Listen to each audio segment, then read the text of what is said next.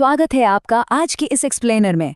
आज हम बात करने वाले हैं भारत के सबसे दक्षिणी छोर पर चल रहे एक ऐसे मेगा प्रोजेक्ट की जो किसी हाई स्टेक्स जियोपॉलिटिकल थ्रिलर से बिल्कुल कम नहीं है। Great Nicobar project. ये कोई आम कंस्ट्रक्शन प्रोजेक्ट नहीं है, ये देश के भविष्य, हमारी इकोनॉमी और सुरक्षा से जुड़ी एक बहुत बड़ी और साहसिक रणनीतिक चाल है। तो चलिए इस उलझे हुए ताने बाने को सुलझाते हैं। आगे बढ़ने से पहले जल्दी से आज का रोड मैप देख लेते हैं। हम इस एक्सप्लेनर को 5 हिस्सों में समझेंगे।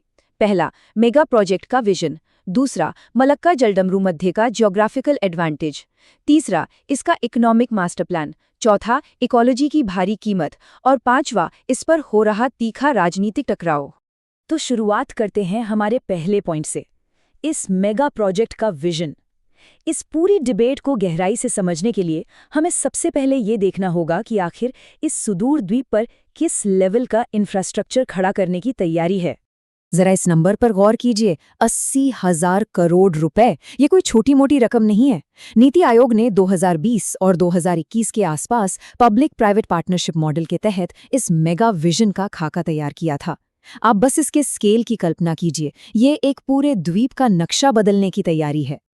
अब आते हैं दूसरे और सबसे दिलचस्प हिस्से पर, मलक्का जलडमरू मध्य का लाभ। कहते हैं ना, ज्योग्राफी इज डेस्टिनी, यानी भूगोल ही भाग्य है। और यहाँ भारत के पास एक ऐसा जबरदस्त ज्योग्राफिकल ट्रम्प कार्ड है जो पूरी दुनिया की नज़र में है। जरा दूरी की इस तुलना को देखिए। ग्रेट निकोबार इंडोनेशिया के सुमात्रा द्वीप से सिर्फ 163 किलोमीटर दूर है, 6 डिग्री चैनल के ठीक पार। मजेदार बात तो यह है कि ये अपने ही अंडमान द्वीप समूह से 150 किलोमीटर दूर है। मतलब भारत की मेनलैंड से हजारों किलोमीटर दूर होने के बावजूद ये 163 किलोमीटर का फासला इसे दुनिया के सबसे क्रिटिकल शिपिंग लेन के एकदम मुहाने पर लाकर खड़ा कर देता है।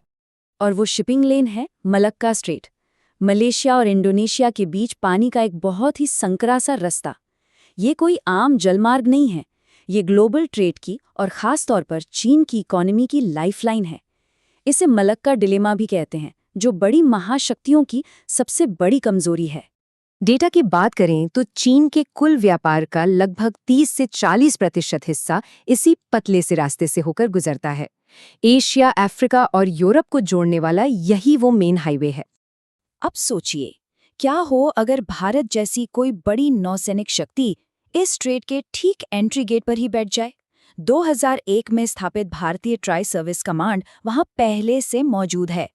लेकिन इस नए प्रोजेक्ट के बाद जियोपॉलिटिक्स की बिसात पर भारत के हाथ में एक ऐसा स्ट्रेटेजिक लीवरेज आ जाएगा जो चीन की स्ट्रिंग ऑफ पर्ल स्ट्रेटेजी को सीधा और करारा जवाब दे सकता है। चलिए अब सामरिक महत्व से आगे बढ़ते हैं और तीसरे हिस्से पर आते हैं, आर्थिक मास्टर प्लान। देखते हैं कि कैसे ये जगह एक ग्लोबल मैरिटाइम हब बनने वाली है। नीति आयोग के इस मास्टर प्लान में 4 बड़े पिलर्स हैं। एक गहरे पानी का ट्रांसशिपमेंट पोर्ट, एक विशाल इंटरनेशनल एयरपोर्ट जहां 2050 तक हर घंटे 4,000 पैसेंजर्स आ जा सकेंगे, एनर्जी के लिए गैस और सोलर पावर प्लांट, और रहने के लिए 2 बिल्कुल नई कोस्टल टाउनशिप्स। सीधे शब्दों में कहें तो एक पूरा का पूरा नया शहर बसाने की तैयारी है। इसे एक हाईवे रेस्ट स्टॉप की तरह समझिए, जैसे लंबी ड्राइव पर हम चाय, पानी और फ्यूल के लिए हाईवे पर रुकते हैं ना, बिल्कुल वैसे ही महीनों तक समंदर में चलने वाले विशाल कार्गो शिप्स को रुकने, रिफ्यूलिंग करने और सामान लोड अनलोड करने के लिए गहरे पानी के पोर्ट्स चाहिए होते हैं। अभी ये सारा करोड़ों अरबों का बिजनेस सिंगापुर और कोलंबो के पास है और भारत इसी मार्केट को टैप करना चाहता है। गलाथिया बे में बनने वाले इस पोर्ट का सबसे बड़ा फायदा है इसकी नेचुरल गहराई, जो भारत के मेनलैंड पोर्ट्स में नहीं है। इसकी कैपेसिटी 16 मिलियन TU होगी। मतलब ये पोर्ट एक साथ 1.7 करोड़ कंटेनर्स को हैंडल कर सकेगा। इकोनॉमी के लिए ये एक गेम चेंजर साबित हो सकता है। लेकिन हर बड़े डेवलपमेंट की एक कीमत होती है, और हमारा चौथा पॉइंट इसी बारे में है, इकोलॉजिकल कॉस्ट, यानी पारिस्थितिक कीमत। एक अछूते उष्णकटिबंधीय द्वीप को कंक्रीट के जंगल में बदलने के क्या खतरे हैं, ये समझना बहुत जरूरी है। इस प्रोजेक्ट के लिए 130 स्क्वायर किलोमीटर की जमीन चाहिए। इसका सीधा सा मतलब है लगभग 10 लाख सदाबहार पेड़ों का कटना। 10 लाख। इसके अलावा गलाथिया बे के लेदरबैक कछुओं के घर, खारे पानी के मगरमच्छ और मकाक बंदरों के आवास पर बड़ा खतरा मंडरा रहा है। और सबसे चिंताजनक बात है यहाँ की शोम्पेन और निकोबारी जनजातियों का विस्थापन, जो दुनिया के सबसे कमजोर ट्राइबल ग्रुप्स PVTGs में गिने जाते हैं। अब इस भारी नुकसान की भरपाई के लिए सरकार ने क्या प्लान बना है? प्लान ये है कि निकोबार में जो पेड़ कटेंगे उनकी भरपाई के लिए यहाँ से हजारों किलोमीटर दूर नॉर्थ इंडिया में हरियाणा की अरावली पहाड़ियों में 2400 स्क्वायर किलोमीटर इलाके में नए पेड़ लगाए जाएंगे। इसे NGT ने मंजूरी भी दे दी है, जिसे कंपेंसेटरी अफॉरेस्टेशन कहा जाता है। अब जब इतने बड़े स्केल पर डेवलपमेंट और इकोलॉजी का टकराव हो तो पॉलिटिक्स कैसे पीछे रह सकती है?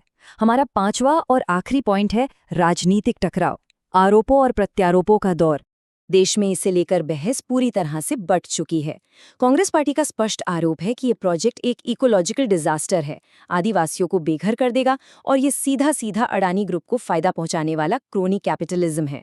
दूसरी तरफ बीजेपी इस प्रोजेक्ट का मजबूती से बचाव करते हुए इसे देश की सुरक्षा और स्ट्रैटेजिक जरूरत बता रही है। उनका काउंटर आरोप है कि विपक्ष भारत की तरक्की रोकना चाहता है और उनके विरोध के पीछे चीन समर्थक मंशा छिपी है। दोनों पक्षों के दावे बिल्कुल आमने सामने हैं। अगर हम टाइमलाइन पर नजर डालें तो ये सब कोई रातों रात नहीं हुआ है। 2001 में ही यहाँ ट्राई सर्विस कमांड बन गई थी। फिर 2004 की भयंकर सुनामी आई जिसने सारी डेवलपमेंट पर ब्रेक लगा दिया। 2015 में 10,000 करोड़ रुपए का कनेक्टिविटी विजन आया और आखिरकार 2021 में नीति आयोग का ये मौजूदा मास्टर प्लान फाइनल हुआ, जिसने इस बहस को फिर से जिंदा कर दिया है। तो इन सब फैक्ट्स को देखने के बाद हम एक बहुत ही गहरे डिलेमा पर आकर खड़े हो जाते हैं। क्या जियोपॉलिटिक्स और इकोनॉमिक प्रोग्रेस के लिए सदियों पुराने प्राकृतिक आवासों और जनजातियों की आहुति देना सही है? एक देश अपनी सुरक्षा और आर्थिक जरूरतों को अपनी अनमोल प्रकृति के साथ बैलेंस कैसे कर सकता है? ये एक ऐसा सवाल है जिस पर हम सबको सोचना चाहिए। आज के इस एक्सप्लेनर में बस इतना ही। जुड़ने के लिए शुक्रिया।